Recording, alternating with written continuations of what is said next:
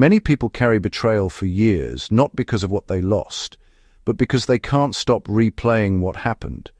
Today, you'll understand why betrayal hurts so deeply, how scams leave invisible emotional wounds, and most importantly, how to truly heal and trust yourself again.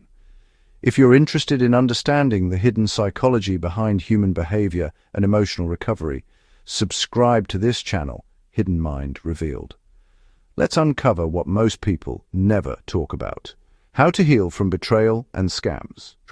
Imagine spending years building trust with someone, only for them to lie, manipulate you, or take everything they could before disappearing.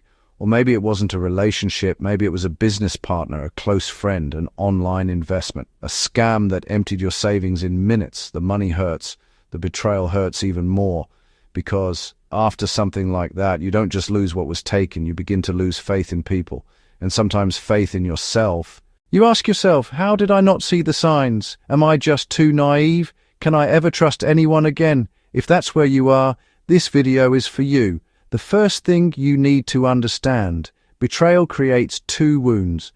The obvious wound is what you lost. The hidden wound is the story you begin telling yourself. I can't trust anyone. I'm foolish. Everyone is out to use me. These thoughts feel protective, but over time they become emotional prisons. The person who betrayed you may be gone, yet they're still controlling your future through your fear. Healing begins the moment you stop letting them decide how you see the world. Here's something most people don't realize. Scammers and manipulators rarely succeed because their victims are stupid. They succeed because they're skilled at creating urgency, hope, emotional pressure, or false trust. Psychologists call this emotional manipulation. It works because we're human. We all want security. We all want opportunity. We all want connection. The problem isn't that you trusted. The problem is that someone abused your trust. There's a huge difference. So how do you actually heal? First, allow yourself to grieve. Don't pretend you're okay. Whether you lost money, a friendship, or years of your life, acknowledge the pain. Healing starts when you stop hiding your emotions. Second, stop replaying the past every day. Your brain thinks replaying the event will protect you from future mistakes, but endless replay doesn't create wisdom, it creates anxiety. Instead of asking, why did this happen to me? Ask, what did this experience teach me? That single question shifts you from being a victim to becoming wiser. Third, learn to trust yourself again before trying to trust others. Many people think the biggest loss after betrayal is trust in people. It's not.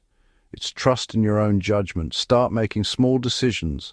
Keep promises to yourself. Listen to your instincts.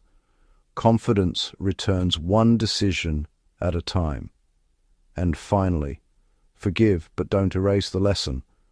Forgiveness isn't saying what happened was okay. It's refusing to let bitterness occupy your mind forever. You can forgive and still have stronger boundaries. You can heal and still become wiser. Those two things can exist together. Here's the truth. The people who betrayed or scammed you took enough already. Don't give them your future too. Your kindness wasn't your weakness. Their dishonesty was theirs. The goal isn't to become someone who trusts no one. The goal is to become someone who trusts wisely. Because healing isn't about pretending the pain never happened. It's about refusing to let it define who you become. If this video spoke to you, answer this. Are you healing from a scam, a betrayal from someone close, or both? Drop it in the comments. I read everyone. And if you found value in this video, do 3 things.